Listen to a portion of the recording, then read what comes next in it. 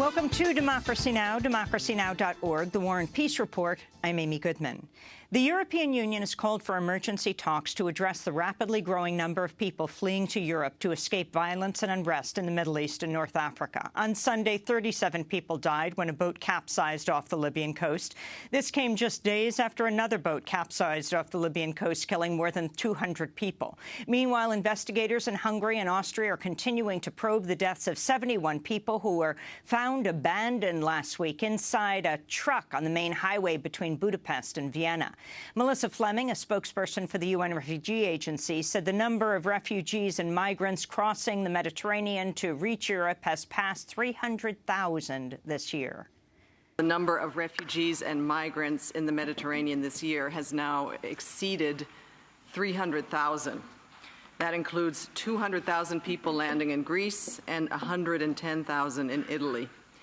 This represents a large increase from last year, when about 219,000 people crossed the Mediterranean during the whole of 2014. We'll have more on the migrant crisis after headlines will go to Geneva and to Sicily. President Obama arrives in Alaska today for a three-day trip, becoming the first sitting U.S. president to visit the Arctic. Obama is expected to emphasize the impact of climate change on the heels of his administration's decision to allow Shell to resume oil drilling in the Arctic, a move environmentalists warn will fuel climate change. We'll have more on the visit later in the broadcast. On the eve of his trip, Obama announced the name of North America's tallest mountain peak will be changed from Mount McKinley to Denali, its traditional Alaska native name. Ohio's congressional delegation had fought to defend the name McKinley, which honors former President William McKinley, who was from Ohio. But Alaska natives have long viewed the name as imperialist. Obama's trip to Alaska comes amidst the latest extreme weather fueled by global warming. Tropical storm Erica battered the Caribbean island of Dominica late last week, killing at least 20 people, leaving 31 missing.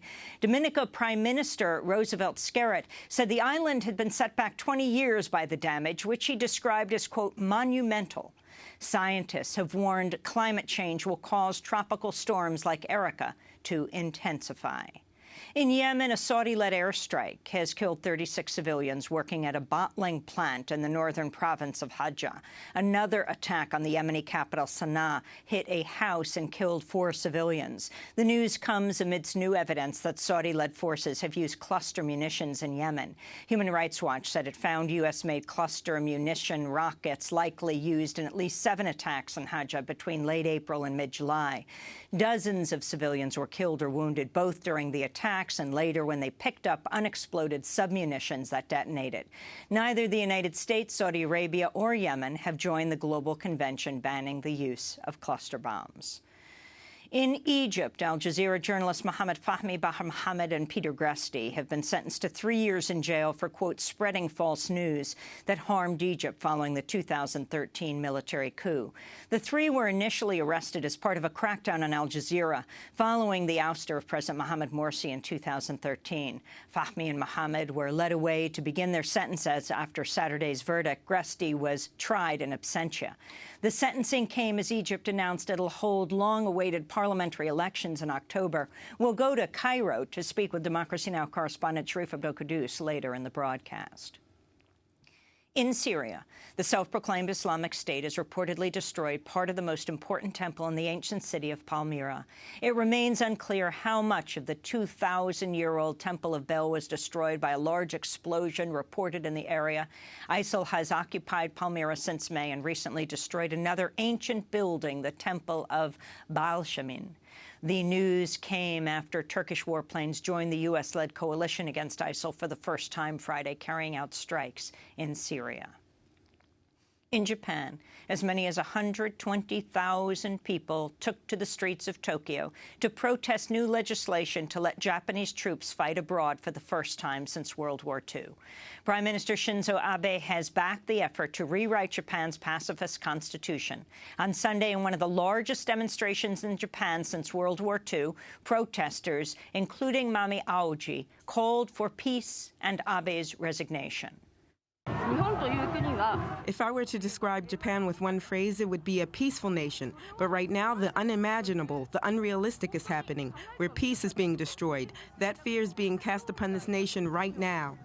In Malaysia, hundreds of thousands took part in protests against Prime Minister Najib Razak, calling for him to resign over a financial scandal.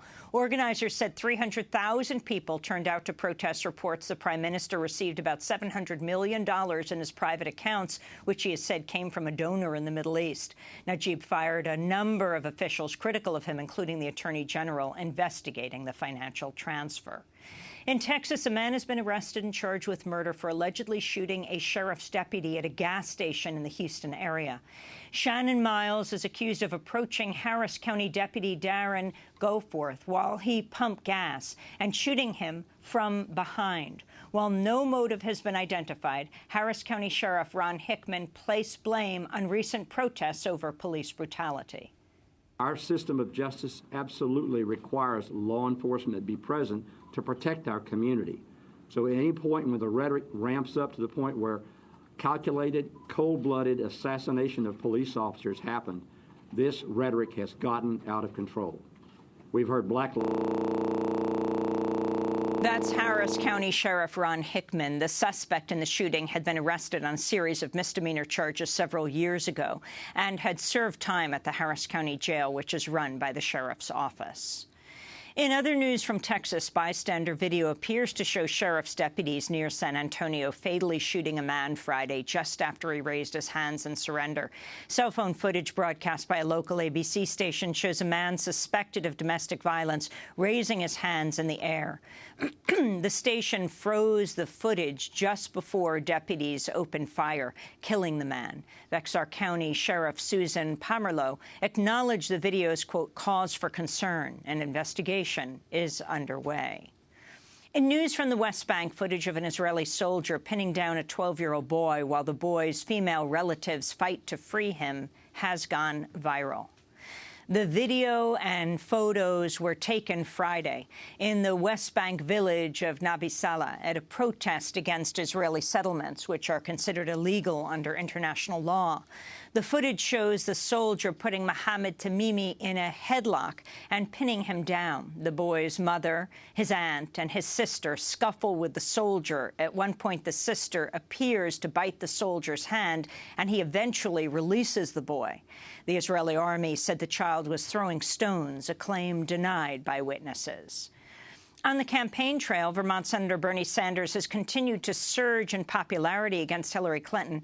A new poll in Iowa shows Sanders running just 7 points behind Clinton with 30% support. Clinton has lost a third of her supporters since the last survey in May, while Sanders has nearly doubled his share of the vote. An earlier poll in New Hampshire showed Sanders leading Clinton in that primary state by 7 points. On the Republican side, Donald Trump has continued his lead, surging to 23% support in the Iowa poll. On Saturday, hundreds of immigrants rallied outside Trump's speech in Nashville, Tennessee, protesting Trump for vowing to deport all undocumented people and for calling Mexican immigrants rapists. Fellow Republican candidate New Jersey Governor Chris Christie, meanwhile, told an audience in New Hampshire Saturday he would track immigrants like FedEx packages. So here's what I'm going to do as president. I'm going to ask Fred Smith, the founder of FedEx, come work for the government for 3 months. Just come for 3 months to Immigration and Customs Enforcement and show these people, because guess what? Of the 11 million people who are here illegally, 40% of them didn't come in over the southern border. 40% of them came in legally with a visa and overstayed their visa. We need to have a system that tracks you from the moment you come in, and then when your time is up, whether it's 3 months or 6 months or 9 months or 12 months, however long your visa is, then we go get you. Republican presidential contender and former Wisconsin Governor Scott Walker has also made headlines with his most recent remarks on immigration, telling NBC's Meet the Press building a wall between the United States and Canada is a, quote, legitimate issue for us to look at.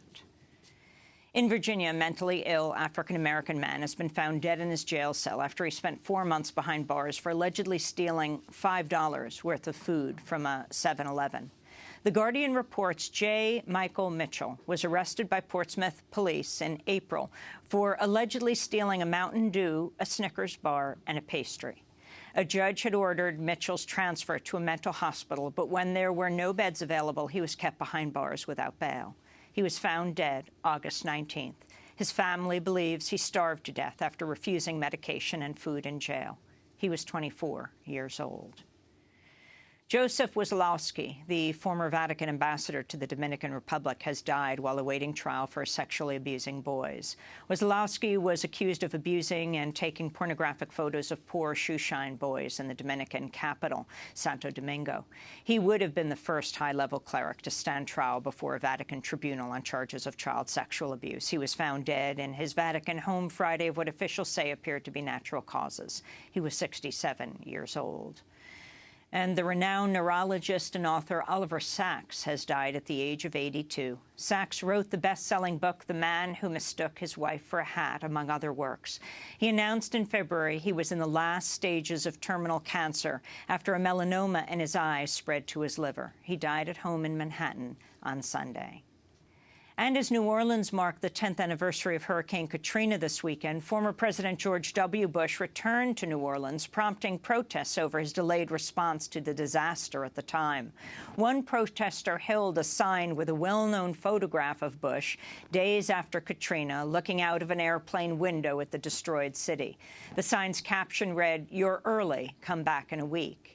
As Bush attended a memorial event Friday at New Orleans' Warren Easton Charter High School, protesters outside chanted, "He let New Orleans down." Inside the school, footage showed Bush dancing to a marching band.